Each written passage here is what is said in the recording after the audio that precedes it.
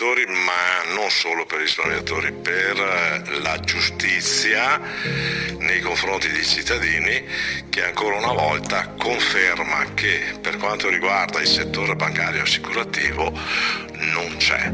I reati dei risparmiatori sono stati cancellati, è stato mantenuto l'ostacolo alla vigilanza, quindi attenzione che l'ostacolo di vigilanza riguarda solo Banca d'Italia. Un crack, quello di Popolare di Vicenza, che ha messo in ginocchio circa 120.000 risparmiatori.